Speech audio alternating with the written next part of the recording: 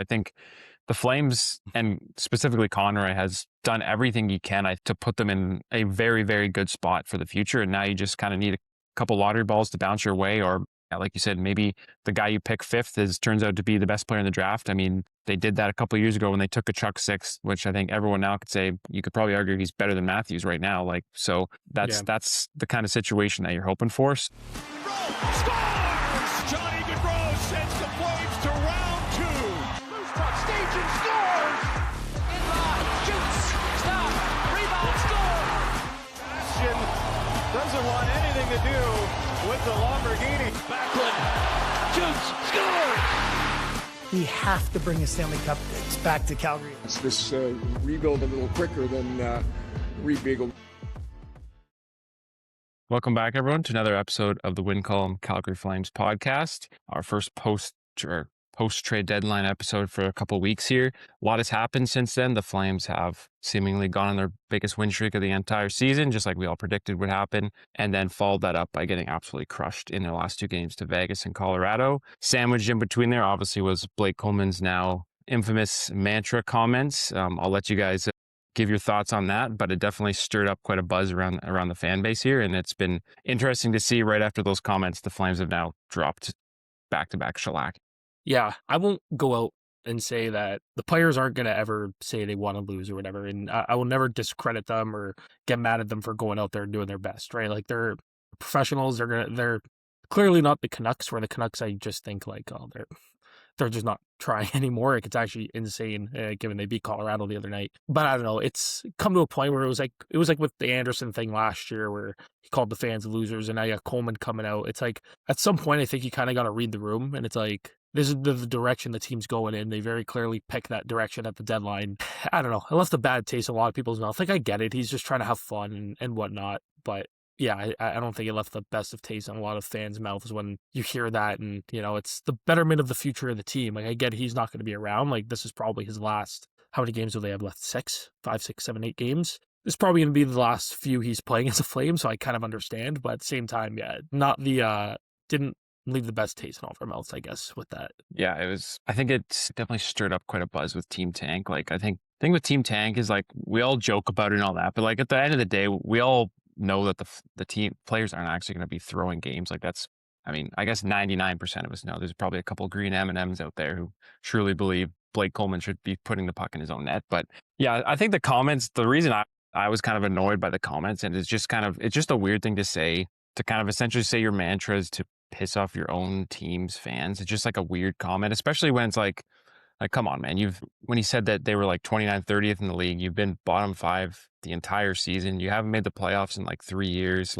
It's just such an off-base comment to make. It's like, it's not like the Flames have been the signal of success recently. It's like they've been kind of a laughing stock for 3 years now. So to come out and say, essentially, your goal is to win a bunch of meaningless games to piss off Team Tank. It's just same thing with Anderson's comments last year about how, Team Tank are fake fans. Like, if the Flames have had a ton of success in the past and all of a sudden they lose a couple games and Team Tank's like, oh, we suck, we need a tank, like, then I would get being like, yeah, well, I mean, why are you so mad? But, like, this team hasn't really done anything of significance in 4 years now. And I mean, going back further, it's like the last 2 decades have been, like, outside of a couple seasons, have been an absolute disaster. So it's just a funny comment. I feel like 100% I get the players are not going to be throwing games. Like, obviously, I never expect that. I never expect Coleman or any of those guys to not try. But, like, do you really have to throw half the fan base under the bus and say, oh yeah, we're going to go out there and try to piss them off. Like, we're going to try to win these meaningless games to try to do that, especially for a guy like Coleman, who's like, yeah, like you said, he's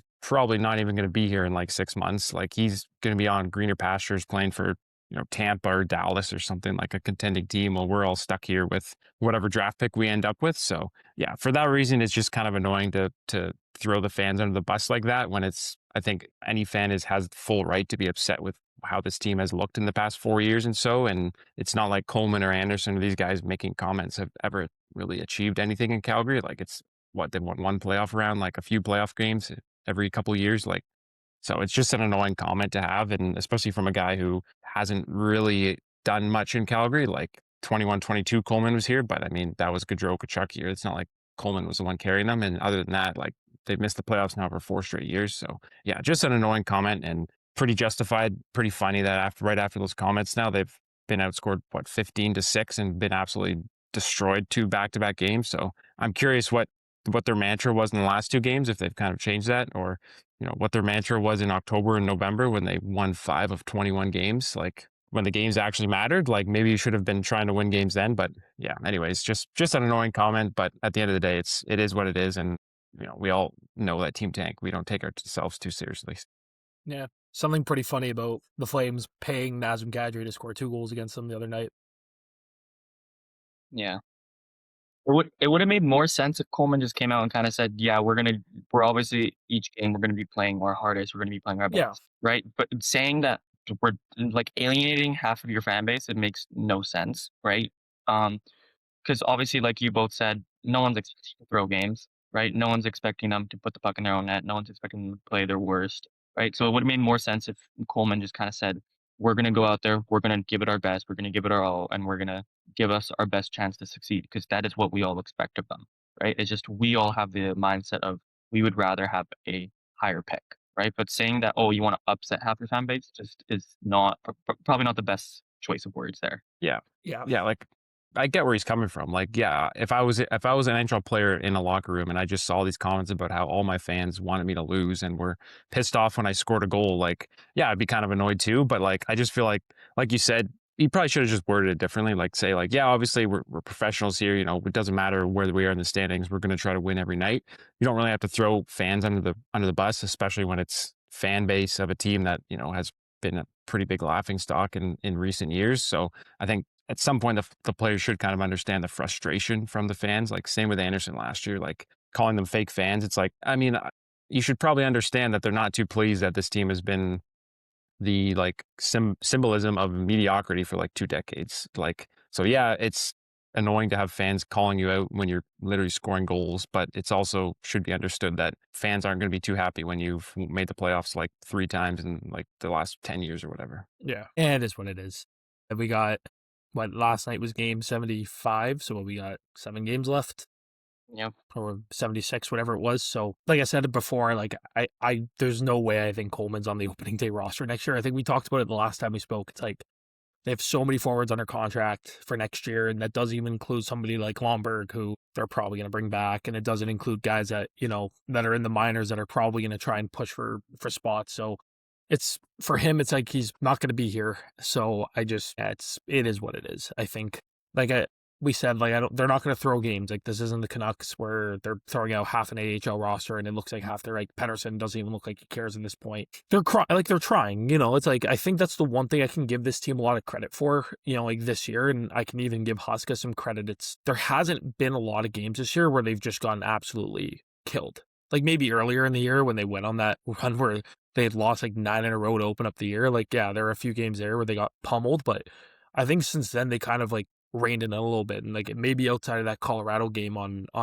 Monday night, they haven't really gotten destroyed at points this year. They've kept every game close. Like that homestand was pretty clear of it. Like how many of those games went to overtime, like that they lost 3 or 4 of them. They did they've done a good job of keeping games close and keeping it competitive, and that also helps when you have all these younger guys that have come up and like Matvei Gridin's look great. I think maybe we got to pull in the reins on him a little bit. Like we've seen a lot of people throwing out Kucherov comparisons, but like he's come up, he's looked really good. Brustevich has looked really good. Parek's looked a lot better since coming back from that injury. So yeah, they're having these guys that are coming up and that are playing their hearts out because they want to win roster spots for next year, right? Like there's no guarantee that Parek even makes a team next year with the way that they've kind of deployed them. So, I give those guys credit, and you gotta credit even those guys that they brought in at the deadline. Like Ryan Strome, Ole Mata, like somehow have been both really good. Like I think Mata's played at like a 65-point pace since getting here, and I think Strome's around the same. Well, they've played well. Again, you gotta credit to them. Who knows where Ryan Strome is next year? Like, I think he's kind of playing for a contract for next year, and Matt has got a couple years where he's kind of bounced around. It's been fun to watch. Obviously, I think we're more on the side at this point, just lose because we're putting ourselves in a position where we're not in the greatest spot. Like Chicago, like Vancouver's locked up last place now, like as of last night, and then Chicago keeps losing, so they're only a few points back. I want to say St. Louis, so they're right there for that top 3 hopefully, but we'll see. Speaking, I guess, of the draft. So they currently sit third last in the league, and we know who the top two are going to be. We know it's going to be McKenna Stenberg, unless maybe it's not McKenna Stenberg, but we've seen some teams go off the board in recent years. Demidov dropped to 5 a few years ago. I don't really think there were any crazy ones last year. Frondell, Misa, Schaefer, top 3. So if the Flames drop out of this top 2, if they don't win a lottery or they don't finish second last, who are we targeting? Who is the player at either 3, 4, 5, or 6 that I think that we would want the Flames to target? Well, I mean, I think Yeah. one player that kind of stands out is Viggo Bjork in Sweden. I mean, he had a pretty good World Juniors, a center as well. He's kind of fallen down draft rankings, I feel like, a little bit. I feel like he was higher ranked back in September. But I think he would be a really good pick if, the Flames do fall out of that 1-2 spot and end up in like 4 or 5. Yeah, I think he definitely a guy that jumps out. I keep going back and forth because I think it's tough because for the longest time, Keaton Verhoff seemed like the surefire third best player in the draft. Like he was the guy, like if you're third, it doesn't matter what position you need, you're taking him because he's just that far ahead of everyone. Where I feel like now the gaps close quite considerably where you're seeing a bunch of rankings where Verhoff isn't even in the top 3 anymore. And a lot of people have other defensemen ahead of him. So I feel like that's made the Flames decision potentially a lot more difficult if they are in the third slot, because I don't think there's any surefire, like this is the third best player in the draft this year. And it's also tough because, I mean, it just figures that the year the Flames finally bottom out for the first time in 10 years, like it's such a weak center class. Like you look at last year where there was, Hagens, Desaulniers, Misa, like so many centers at the top where like Boston was able to, Frondell. He's playing down the middle. Yeah. So like Boston was able to get a center like Hagens at 7, whereas this year it's like, there's not really any high-end centers. Like like you said, Bjork is there. There's Caleb Malhotra, who I think has a lot of question marks. Like Tynan Lawrence has fallen off quite considerably. So it's going to be interesting to see what the Flames do depending where they land, because there's no obvious pick. There's no high-end centers, and there's no obvious third best player in the draft. I think Bjork, for me, is definitely a guy I would 100% be looking at. I think you need a game changer out forward, and if you miss McKenna and Stenberg, it's going to suck, but I think he probably gives you the best chance of landing that type of player if you don't get in the top 2, although obviously there's huge risk there. Like he's a guy who has a lot of question marks with his size. Will he actually be a center at the next level? How is his game going to translate? Like that's why he's fallen down a lot of draft boards. Like back in the summer, he was considered like 1-2 with Gavin McKenna, and he's kind of slipped off. So I think if you're the Flames, you kind of got to decide, do we make the safe pick and just take a defenseman? Like Carson Carroll's, to me, is like a perfect fit. Left shot defenseman, plays in the Western Hockey League. Like he would be potentially, if things work out, going to be next year. Because you look at the draft class next year, it is figures like it is loaded with centers. Like there's going to be 4, 5, 6 really, really good centers probably in the top 10. So if you're confident that next year you're going to be very bad again, which to me, I have a good feeling this team is going to be bottom 10 for sure, probably bottom 5, then you're probably leaning more towards a guy like Carroll's and say, okay, we'll get our big center next year. Let's just go with the perfect fit on the left side of the defense and the best defenseman that we can, and then figure out center next year. So I think whether it's Carroll's or Bjork, or I won't be disappointed, I think just please don't take Caleb Malhotra. That's the one guy I'm like, I do not want him. I just think he's more of like a 2C projection type of guy. Like I feel like he's not the 1C that they need. And I feel like taking him would be more so just drafting for position because they need a center versus taking the best player. So yeah, it's going to be interesting to see because like we said, right now with the way the lottery works in the standings, they could realistically be picking first overall in June, or they could be picking like 7th, 8th right now. Like the way the standings are, it's so much up in the air. We'll have better clarity in a week or so, but for now, it just feels like, yeah, Carroll's or Bjork for me would be the guy. Yeah, obviously, if the season were to end today, the lowest you'd be able to pick is 5. So obviously, you hope to be in that top 3, but at this point, like if you slide from 3 to 5, it probably doesn't change much, right? Because you have McKenna Stenberg, who are probably going to go 1-2, and then you have that glut of defensemen, which you're looking at Verhoff, Carls, and probably Albert Smits was the other one. And then you have that kind of second echelon of forwards where you got Bjork, you got Malhotra, you got a couple like Belchez, who I'm not the biggest fan of. It probably doesn't matter too much if you slide from 3 to 5, right? It doesn't probably change a lot of their game plan. Like they'll probably have a guy at 3, and I imagine whoever they want at 3 might be available at 5. So obviously let's hope that they can either win a lottery or slide into second last by the end of the year. Like there's It's only a 2-point gap between them and Chicago right now. So you got to hope maybe they can slide back. This road trip will probably help them lose a few more. But yeah, I think I'm totally on board with, I think if you really want the forward, you go with Viggo Bjork. I've seen a few Braden Point comparisons. Obviously, that's a high bar to set because Braden Point scored 50 at the NHL level. And I don't necessarily know if I expect Viggo Bjork to do that, but they are kind of that same kind of, they're quick, smaller guys at right-handed shots. Point became a pretty damn good 1C on a Stanley Cup winning team. Again, not saying Bjork's going to be that guy, but I also kind of love the idea of a Carson Karls because that would be kind of the perfect pair for, partner for Perek. They don't really have a left-handed shot in their system that, projects to be really, really solid. Really have much on the left. They got a lot on the right, obviously with Prek, Brustevich, and Muse, but they don't have a ton on the left. So maybe taking a guy like Carson Karls, if you don't land a McKenna or a Stenberg, that might honestly be the best option, and you're probably hoping you're going to be as poor of a team next year. I don't see this roster being much better next season than they are now. Like they're going to walk in with relatively the same defense. They're going to walk in with relatively the same forward group. And do you expect Devin Cooley to be a 920 again? Probably not. But maybe there's a little bit of, maybe there's a little bit of regression. Cooley gets a little bit worse. Wolf has a better year. I don't really know what's going to happen with it. But I mean, you look at their forward group, and I don't really think they're signing anyone big, given there's really no one in free agency to sign. And if there is somebody to sign in free agency, no one's signing in Calgary, at least not this year. So I think you might have to just gamble. You take whoever they think is best player available. If they get 3 and Carson Karls is their third best prospect, take them. And then we'll worry about the rest later. That Vegas pick, if they lose in the first round, guys, we're looking at that pick being 18, 19th overall. Is a Matthias Preston there at 18 or 19th? Do you end up taking one of the Ruck twins and then trading up to get the other? There's options, None of them I think are going to be 1C guys, but they've got options. But I think at this point, Bjork or Karls, to me, is your pick, depending on where you're at. Obviously, the hope is win a lottery, get McKenna or Stenberg. But at this point, there's no guarantees of anything. So yeah, I think the Vegas pick is a good thing to mention too, because if you do go defenseman with your pick, you can then grab still a pretty good forward with Vegas's pick. That's assuming they don't go on a playoff run, which I'm watching them this year. I don't think they will. Well, you just got to hope that Anaheim wins the division, because I can't see Anaheim beating Vegas in a playoff series.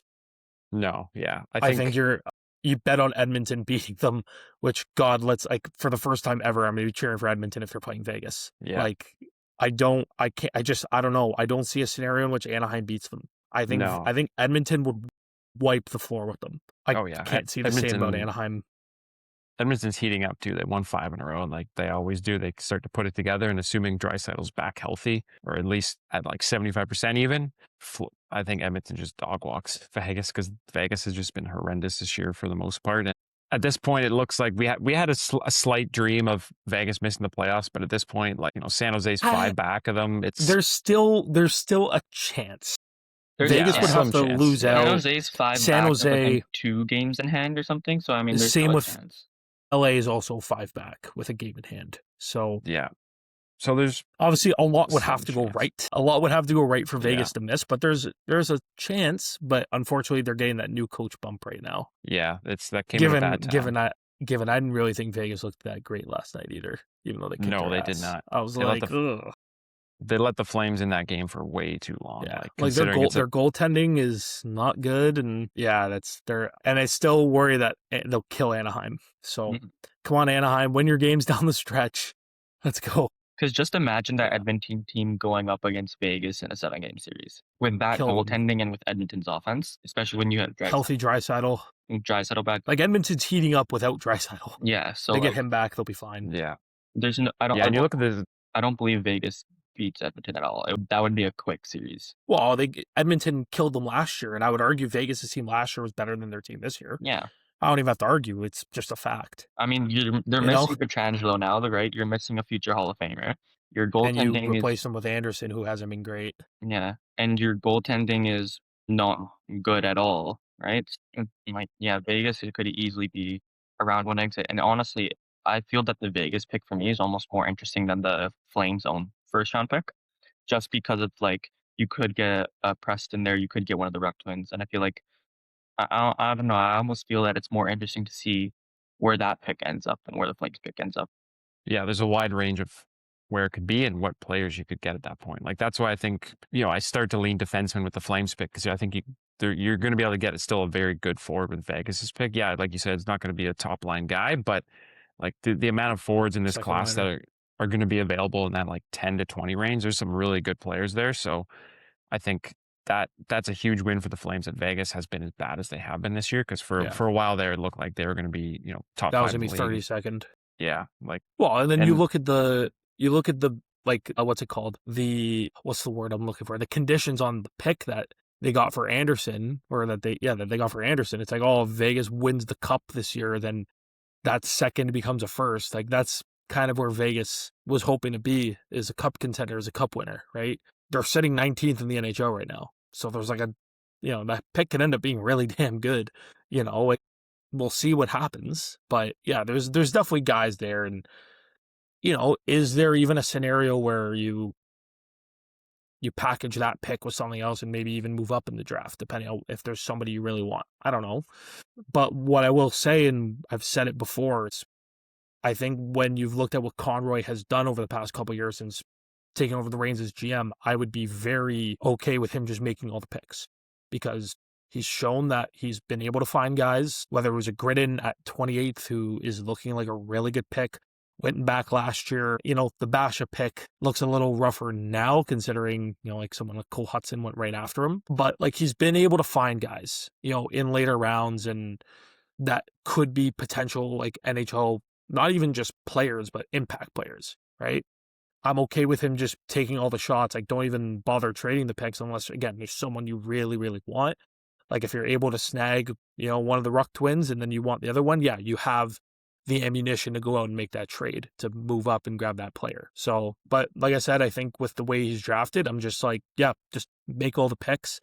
Given if you guys watched the most recent episode of The Chase, it doesn't really seem like they're going to be, at least what they were talking about, it doesn't seem like those seconds they got from Utah, they're going to be using all of them. Seems like they might be trying to trade those for NHL players, which I really hope you're moving out other forwards on your roster, because you have too many already.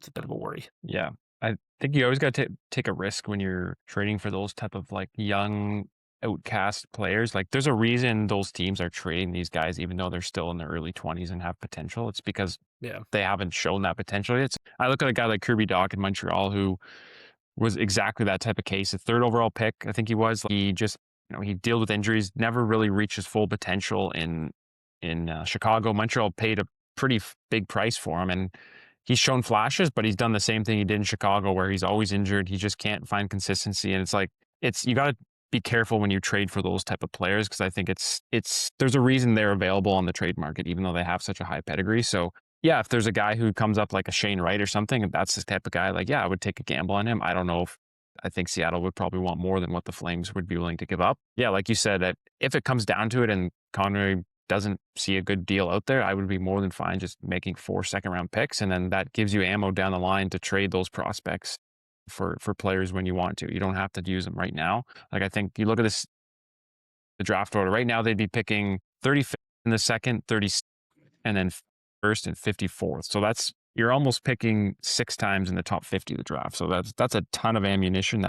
Those 6 players are probably a better prospect pool alone than like 10 teams have in their entire prospect pool. Like, just assuming those 6 players. They pick the correct players. Yeah, exactly. So hopefully it's not a Maceo Phillips again, or like you said, like, I do have full confidence in Conroy to make the smart picks. He just, time and time again, it seems like everyone's sitting around waiting for the Flames to pick. It's like, oh, I hope they take this guy. I hope they take this guy. And they always do. So I think that's definitely given us a lot of confidence, and hopefully that continues. I don't see why it wouldn't, but I think, yeah, this draft has the potential to completely change the future of the organization, like not just past the Flames pick, but all these other picks, because they also have Vancouver's third. So they're also picking in the third, 65th and 67th. Yeah, it'll be the very free, yeah, right now they're picking the first pick in the third, and they're owning the third pick in the third. So now the we're third talking rounder, like, that came from the Lindholm trade, right? that was Zadorov, I think. Okay. Yeah. Sure. Why not? Yeah. So that pick now is like at the time, people were kind of like, I don't know about that return for Zadorov. It's like Now a it's third and a fifth. yeah, almost a second round pick at this point because of Vancouver. And I mean, I think that's a good return for a guy like Zadorov for sure. So Yeah. it's going to be interesting to see kind of what they plan to do with their picks if they look to trade them. Like you said, they have so many forwards right now. I feel like if you're going to be doing that and bringing in some other talents, then you're going to have to trade someone. Like Blake Coleman is an obvious one. Like what's Morgan Frost's future? I know he's been pretty good for them in the last couple of weeks, but like, is he a guy you see here long term? Like Joel Farabee, another guy like Adam Klapka, like Klapka. Yeah, Even then you like, have those fringe guys too. Yeah, and you know what? Like, they're never gonna move off of him, but like Sharon Govich, like you've got to at least like be like, hey, we're willing to do this to get. What's he in? He's in year 2 of this. No, this is year 1 of this deal. This is year isn't it? 1, yeah. Holy shit! So 4 more years after this. Yeah, they're not getting out of that deal. Because you got to remember, and there's no way they're retaining for 4 years on this player.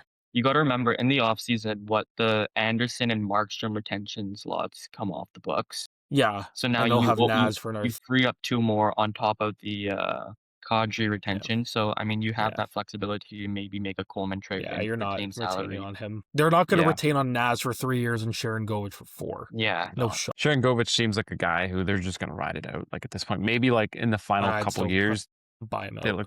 They look to dump him, but he's going to be 28 already this summer. By the time next season starts, he's still got 4 more years on his contract, and he's already 28, and he's just looks awful most nights. Like he's sitting on. It's funny. Like I remember when they announced that contract, like all of us were like, "Oh, I think that's Conroy's first big miss." Yeah, and it's 100%. You know what? And like said it at the time, and I've said it to you guys a bunch. Like totally understand why Conroy signed that deal. It was the first guy he traded for when he became GM. He scored 31 goals in the first year he had him. He was kind of gatekeeping him a little bit. He's like, this is my guy. Like, I did this. You know, like, I kind of rehabilitated him. So, like, I understand why he gave out the contract he did. You know, like, I totally understand it. But when you look at it from, like, you know, like, you look back on it, it's like, oh, yeah, that was a bad contract to give out, considering, like, the year prior, he was being scratched in New Jersey, like during the playoffs.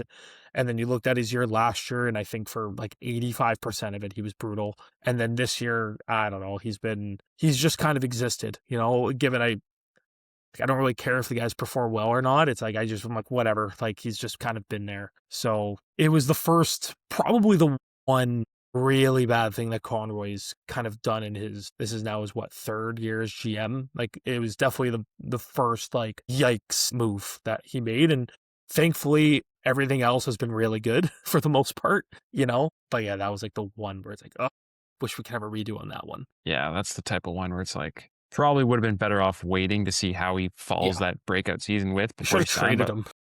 Yeah, well, yeah, that would have been. That was a guy who I thought they might have flipped. Yeah, exactly. Like that would have been smart. Like really he was making at the time, it was $3.1 million. He had just scored 30 goals. Like you're telling me somebody wouldn't have gave up like a first for that player? Yeah, he's only 25 years old at the time. Yeah, it's tough. But like again, like if that's the one bad thing Conroy's done, it could be a lot worse. You know, and like 100%. Still. I remember like when we're all watching that 2024 draft, and I remember like we're all in our chat going, "Oh, I hope they take this player," and then it was like, "Oh my god, they got him." It was like Conroy. It was like I remember it was like we were all saying like Henry Muse took him, and then I think the next pick was Misa. Like, oh my, he took this guy. I remember when they got Basho, we were all pumped. I remember, you know, given when they took Gridden, we were all kind of like, really? But he's turned out to be really good. Yeah. Speaking, I guess, of the players that they've taken and the guys that they have, new rink opens in just over a year's time. How long do we anticipate before the Flames are ultra competitive again? Like we're thinking back to 18, 19 levels of competitiveness, 21, 22 years. How long do we think before they're back competing, and hopefully it's on a consistent basis? It'll be some time. In my opinion, it's going to be like 3-4 years. Because it's not lottery luck. This rebuild isn't a rebuild where one draft is going to completely change your franchise. Because you could get a franchise-altering player like McKenna, or like in the next year's draft or whatever. To be consistent at that 18, 19 level or 21, 22 level, you are going to need like 3-4 years to be able to get these franchise players and then also build around them, and then be able to consistently be a playoff team, be a contender, win your division. It's not something that it's gonna happen soon. The rink will probably open, and we will be still in the midst of this rebuild. Which is fine. Just hope we have some not competitive, special players Yeah. Exciting hockey to on the watch, roster yeah. by then. Yeah, I think it's such a hard thing to predict because really a lot of it comes down to luck. Like if you win the lottery this year and get McKenna, and you win the lottery next year and you get DuPont or Alexis Joseph, then it's like your timeline is now bumped up considerably. Then, if they drop to 5 this year, next year they're a little better than expected and they pick 7th, then it's like this might be a bit of a long rebuild, longer than You're we in an expected. So LA kind of spot. yeah, Yeah. you're kind of in a spot where it's like we have good players. We're missing enough of those good players where it's like, so I think it's so hard to predict because they do have a really good starting base. Like they've got a lot of good NHL young talent like Wolf and Perek and Coronado and Ball, like all these guys. They've got a good base. Gridden too. And they've got a good prospect pool, obviously, with guys like Reggie and Potter and all those guys.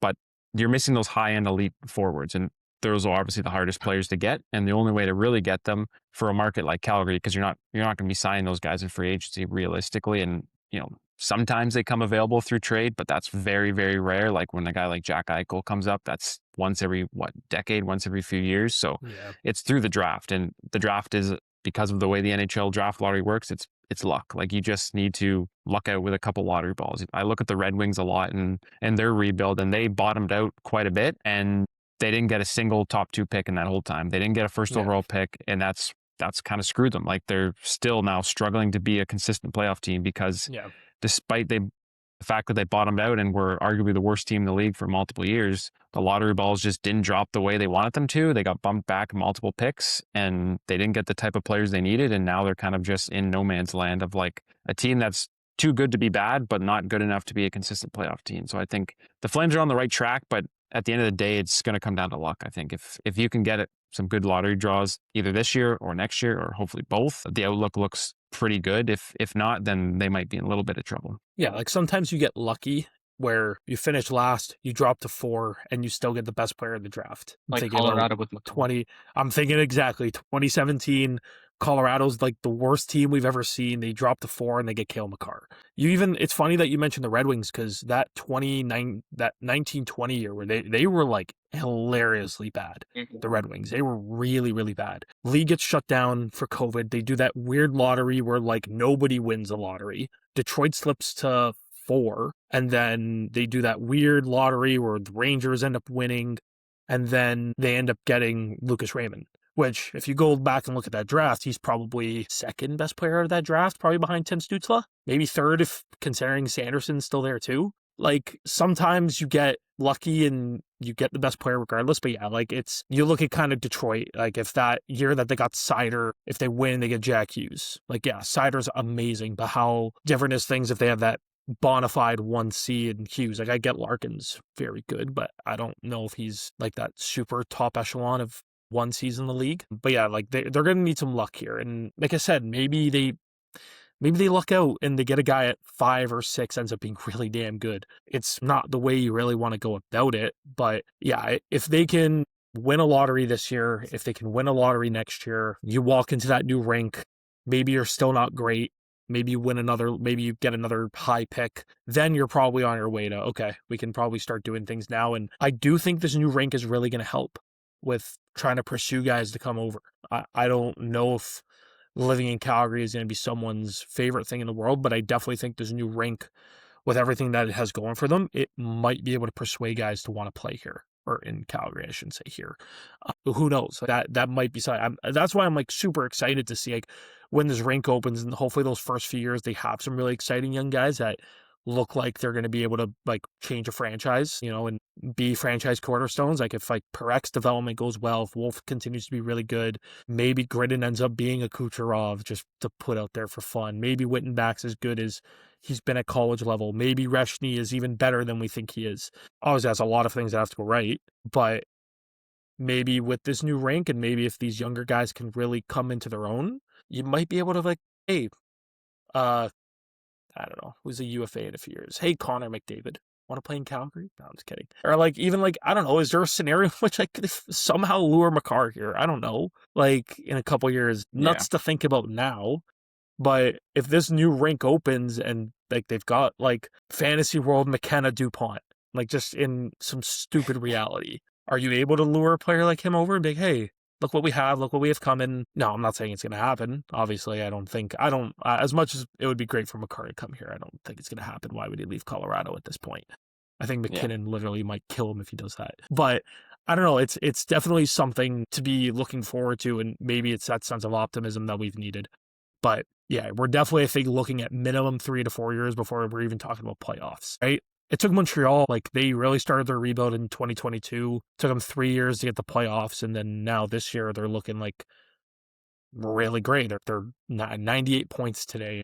You know, would it shock you if they won the East next year? It wouldn't shock me, I'll tell you that much. If they can get a goalie, you know? Yeah. And even like them, they got Caulfield at 15. Like, I know he should not have fallen to 15. Like, absolutely should not have. You know, teams were dumb and let him fall that way to Montreal's gain. But you never know. Maybe the Flames luck out. Like, maybe a Matthias Preston ends up being that good, right? Who knows? Yeah. It's interesting to think about. The biggest thing, too, that I think a lot of people don't talk about enough is how clean their cap situation is. That Conroy's, like, he's navigated this perfectly. Like, at this point, Huberdeau is really the only, you know, off-putting contract you have on the board at this point. And, like, your cap situation is pristine. And you've signed Ball now long-term. Wolf's locked up. Coronado's locked up. You got Sari under for a few more years. Yeah, so you put yourself in a really, really good position that, you know, 2-3 years down the line, when hopefully you are better and your young guys have started to step up, you're going to have a lot of money to work with to either bring in through trades or in free agency when the free agency pool is better than it has been in recent years. Like, so they're in a really good spot where they have a ton of picks, they have a ton of cap space, they have a really good prospect pool. If you can land a couple high draft picks in the next couple drafts, you could be in a really, really good spot. Like you said, Montreal is kind of what I think the goal should be. I think Montreal had better pieces in place when they rebuilt, like a guy like Suzuki and Caulfield. Yeah. The Flames don't have those pieces, but you know, they were able to just wipe the slate clean. They had a ton of picks, lots of cap space, and now look how good they are, and they're going to be a wagon for like 10 years. So I think the Flames, minimum, and specifically Conroy, has done everything he can to put them in a very, very good spot for the future. And now you just kind of need a couple lottery balls to bounce your way, or like you said, maybe the guy you pick fifth turns out to be the best player in the draft. I mean, they did that a couple of years ago when they took a Chuck sixth, which I think everyone now could say, you could probably argue he's better than Matthews right now. Like, so that's the kind of situation that you're hoping for. So I think it's the bottom line is Conroy's given them the maximum amount of flexibility, and it's put them in a really good spot. You know, you look at the Leafs right now and what Brad Treliving has done to them, and they don't have picks, they don't have cap space, they traded don't have prospects. They don't have prospects. They traded likely a top 7-8 pick for 2 years of Brandon Carlo or whatever. They traded Lawton for a first and then flipped Minton too, who looks really good in Boston. Like, even when I'm sometimes like, what are the Flames doing when they, you know, don't do this? I think back to the days under Brad Treliving. I'm like, at least we don't have him run the show anymore. Like, we're in such a better spot where they're lighting picks on fire just because they feel like it. Like, I don't know. Imagine that, like that Hamonic trade. Like, if they had. He doesn't learn. Like, he did the same thing again with the Carlo trade. It's just funny. But like, I look back on that Hamonic trade and it's like, man, if you just keep your pick, that's Noah Dobson or whoever they would have taken. The pick turned into Noah Dobson. Yeah, like he just lit picks on fire. Like, even like a second for Curtis Lazar. Like, you know, obviously, like when it like I wasn't mad with the move at the time, but like he threw 3 picks at Kelly Yarncroke, who scored 1 goal in 30 games for them. You know, like he was just lighting picks on fire. He was sending away guys. It was, you know, it could be worse. We could still have Treliving. And you know what? I know you guys didn't like the guy, but I think as Daryl Sutter's last, like, going away piece was making Brad Treliving rage quit. Because they were like, we're not firing him. And he's like, all right, I'm leaving. And then Brad left and they fired Daryl anyway. So definitely, like, it's something that, like, you look back on and you go, thank God Daryl was actually such an ass. Thank God he was such a hard ass and, like, didn't care. And, like, yeah, him and Tree obviously did not see eye to eye. And we ended up learning that, like, that wasn't Treliving's hire, bringing in Daryl in that COVID year, right? It wasn't his pick. But hey, thank God. That's like the one good thing Murray Edwards did. He brought in his buddy Daryl, and then a year later, Brad Treliving rage quits. So I will say, just kind of on the part of Josh, you saying how Conroy's done a really good job of the cap and all that. What I will say, and I don't even know if this is indicative of Conroy, I do think they really have to rebuild the Wranglers. They have a lot of guys who are RFA and UFA this year that they can probably just say, like, yeah, like, we don't need you. Like, Stromgren, Kirkland, Carter King, Parker Bell, Siona, Bishop, Cairns, Morton, Miramanov, Kevin White, I don't even know who you are, Grushnikov, and then in net you got Prosvetov and Say. Like, they've got a lot of guys who are UFA, and they've got a lot of like this talent coming, like a Castagna who just signed, and Axel Herdig who just signed, Abram Weeb who's probably going to sign. You might see Reshny Gross sign, they got too. Tyson Gross, yeah, Hanzik, who I imagine starts in the AHL next year. They probably have to rebuild the Wranglers a little bit. You know, there's probably a lot of guys that they can let go. Even some of these young guys, how many of them do you bring back? I look at probably just Stromgren, you know, Yeah, he's probably the only guy. at least up At front, this like point, Stromgren.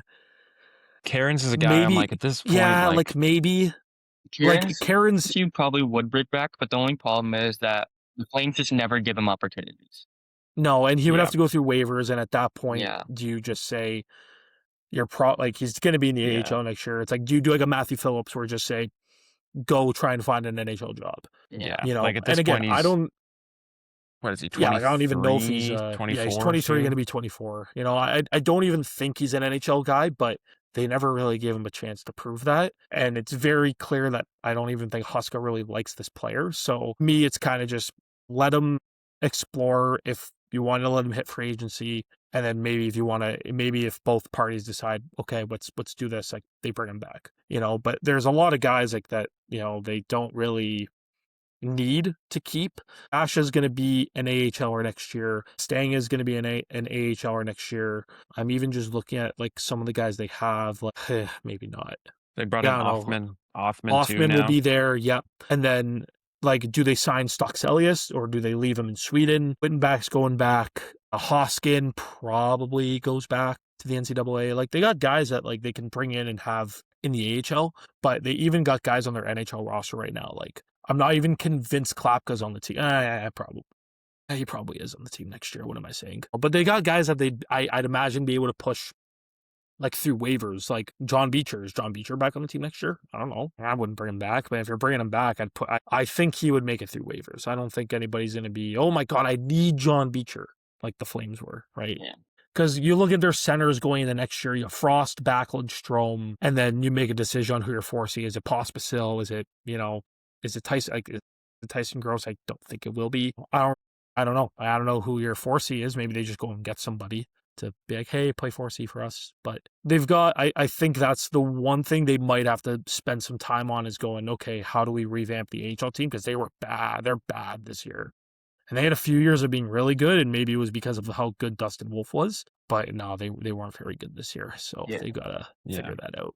A lot of And that, graduations. and it also doesn't help. Like, they do not get fans in that building for AHL games. Like, and I get it. Like, I know there's not really anyone on that team that people are probably clamoring to watch right now. At least, like, when Gridden was there, and like when Perek went down for his conditioning stint. But yeah, they got to do something to get people, like, in the building. But, like, I get it. I know people don't really want to go watch the Wranglers when the Flames are in town too. It's a bit of a hard sell. If the NHL does go forward with those rule changes, like, we could see Cole Rezhny there next year as a guy who, as the one exception first round pick, that would be really exciting. Would be I think huge. we haven't really heard much about what the future plans are for him next year, but that's we definitely won't know option. until July 1, because I'm assuming they're going to sign Weeb when Nodak season is over. Yeah. And that'll be their last contract spot, and then obviously they won't be able to sign anyone until July 1, or whenever whenever you can start signing guys for the next season, right? Like, it's that week after the draft where it's like that re-sign phase. I don't know. I feel like with Reshny, I'd probably send him back to Nodak for one more year. I think you let him go. He'll be the 1C there absolutely next year. You let him dominate another year. He goes to the World Juniors. He'll be a huge part of that World Junior team. I would almost want him to go back. You know, Wittenbach's going back, which was absolutely the right call, you know. But with Reshny, I would be like, like, even Potter, missed a lot of time now with injury. He'll go back for sure. Yeah. He's definitely going back. let those two kind of go back, put up some big numbers. Like Potter should be on the world. I'm assuming Potter could be on the World Junior team next year. I think he's young. Yeah. Yeah, he's He 19. should have been Yeah. on this team, honestly, in my opinion. Yeah, like he they like you snubbed him. send him back, maybe those two are World Junior guys next year. Like not maybe. Reshny for sure will be. Like he played a key part in Canada's team this year as a draft +1. So you send both of them back, let him cook for another year, and then like Reshny, I think definitely after next year he's gonna be on the team. Potter probably not. Maybe he goes back for one more year. I would also love to see Cullen Potter go to a different program. I don't think ASU is. I know he was coming on before he got injured, but man, I would love to see him go to a different program. The main thing Almost for the me same is with Witten back too. the main thing for me is we've spent however much time discussing these pieces, right? On the NCAA, you have these prospects, you have these picks. The main thing for me is I don't want to see the Flames rush this rebuild, right? Don't Like half-ass I it. remember, I forget when it was, but I wrote something on one column about the Rangers when they got Kako and Lafreniere and then they signed Panarin. Obviously, they screwed up the development of those two draft picks, but they got those three players and they almost felt, all right, we're done.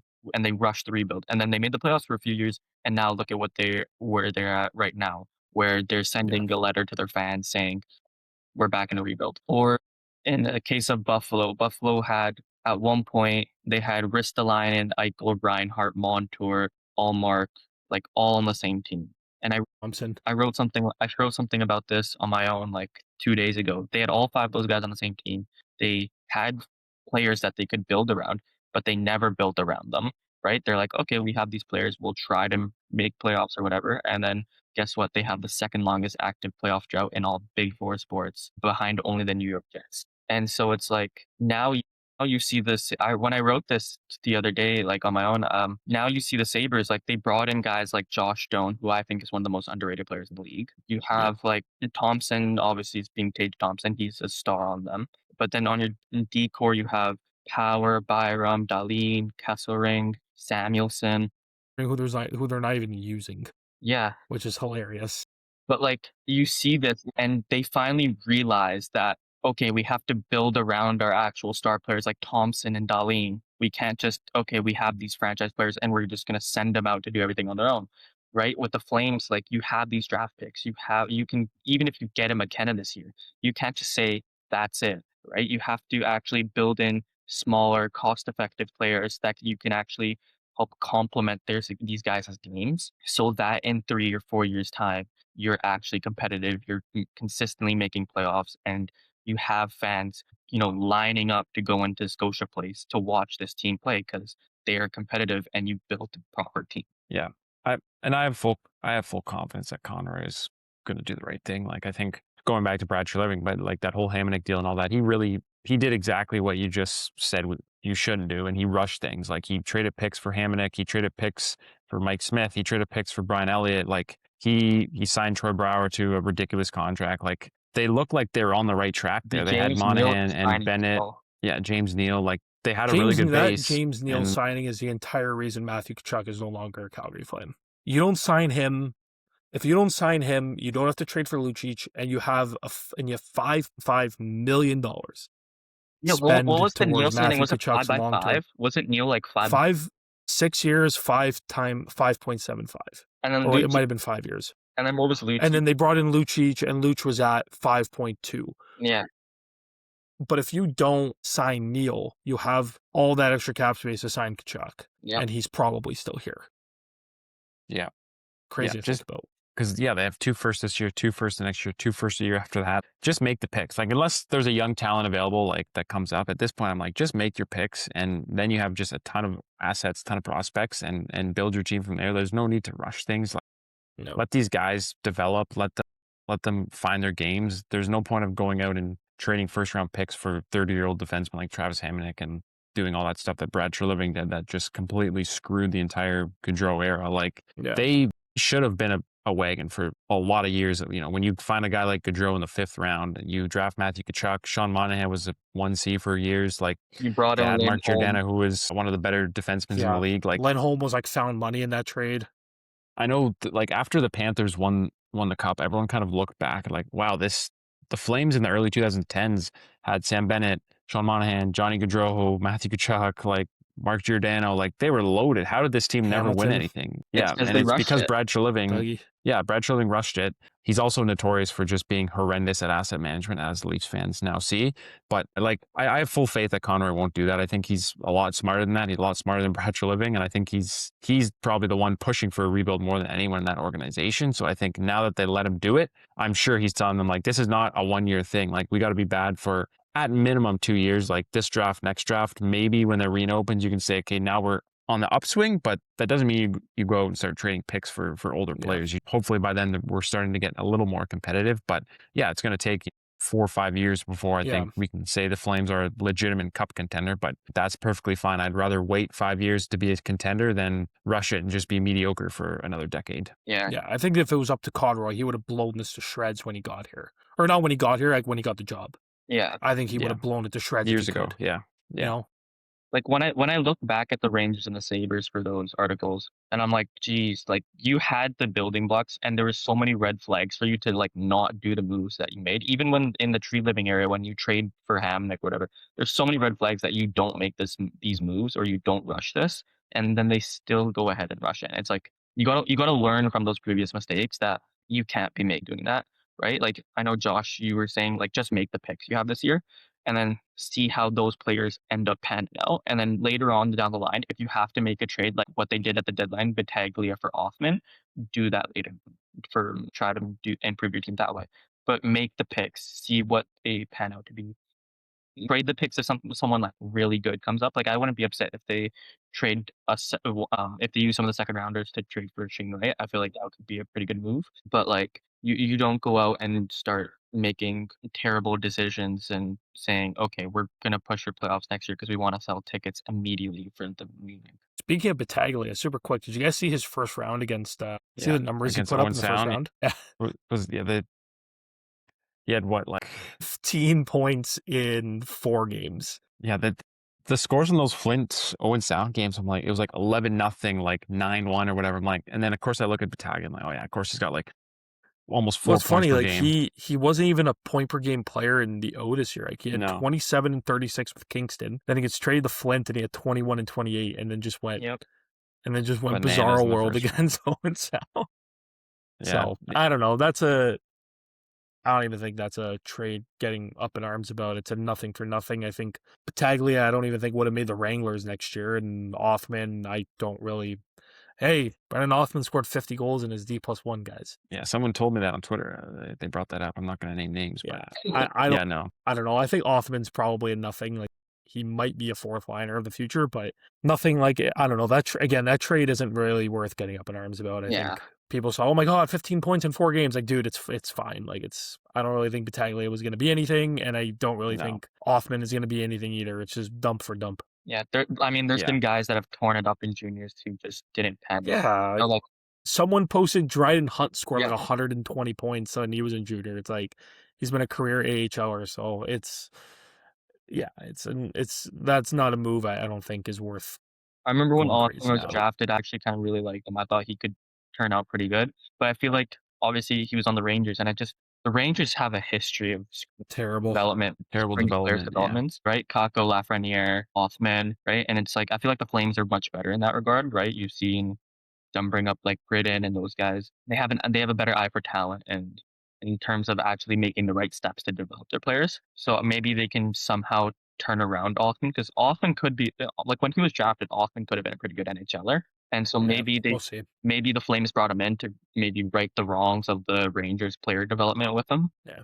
He is a little bit older. Like he's 23? 23. Yeah, he's a little bit older. He's not necessarily like running out of time. However, he's at that age where it's like, shit or get off the pot, Are you an NHL or are you an AHLer? Like some guys are obviously late bloomers, but with him, I don't necessarily, I don't know what he is.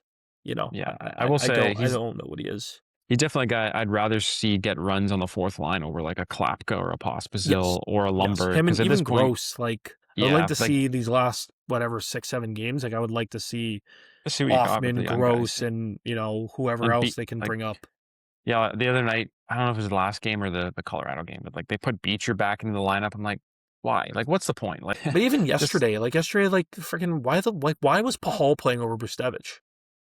it's like you got like Like what 8 games Brustevich, left. Like, like just play the young Brustevich has guys. been really good since Yeah. coming up. Like I don't like what is there? They can't play Kuznetsov, Perek, and Brustevich in the same lineup. Like That's what it seems well, like. you can't have three Yeah. rookies. Like I don't know. It's like I know like Ball and White Cloud are gonna play. Matt is gonna play, but like I don't. There isn't a need for Brayden Pahal to play. There isn't a need. Well, I guess everybody else is either hurt or just not. Like Hanley and Bean are both hurt now. Well, Bean's been hurt for forever. Like, remember Jake Bean was playing with like Uyghur earlier in the year on the top pair. Had like 6 Crazy points times. in 70 games last year. Yeah. Yeah, my favorite was when they were scratching Perek so that Bean could play with Uyghur, who's great. Yeah. It's not like Bean's, dad was part of the Flames organization. It is funny though, like they've come a long way from October. From we need more cadres, not less, and they've come a long way. And I give Conroy a lot of credit for that. Yeah. Insane shift from what Baloney came out and said in November or whatever it was. Like Oh my from God, that to then in March, the trades they made, it's a complete 180. I remember Twitter. Twitter was such a shitstorm that like week when he does that original interview in Buffalo, and then he doubles downs on it. He double downs in that article that Francis does, and then they do a second article, and he double downs again, and everyone was like, "What the?" I was like, "What is happening?" It's like we're never getting this rebuilt. I think, and at the time they were sitting in last. yeah. And at that point, it wasn't really close. Like, they were really, really bad to start the year.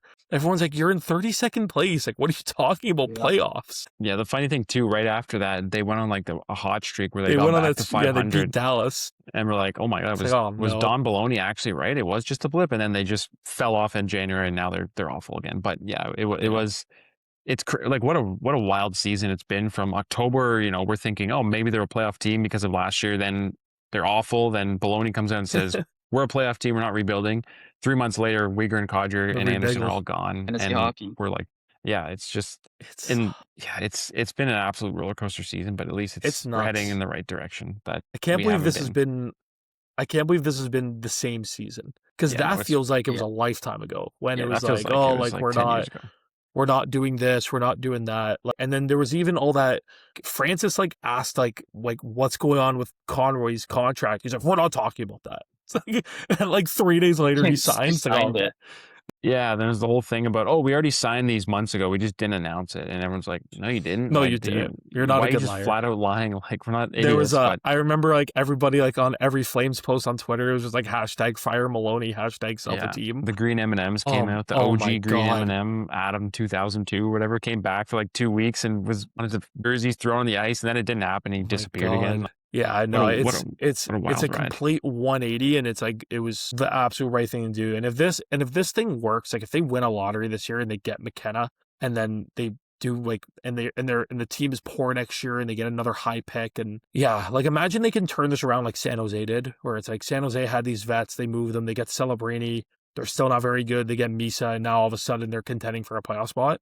Given I don't think McKenna's going to be as good as Celebrini is, but yeah, it's not the craziest thing to think about, because there are similarities between San Jose and Calgary, where it's like they got that really good young goalie, they didn't really have a superstar forward prospect.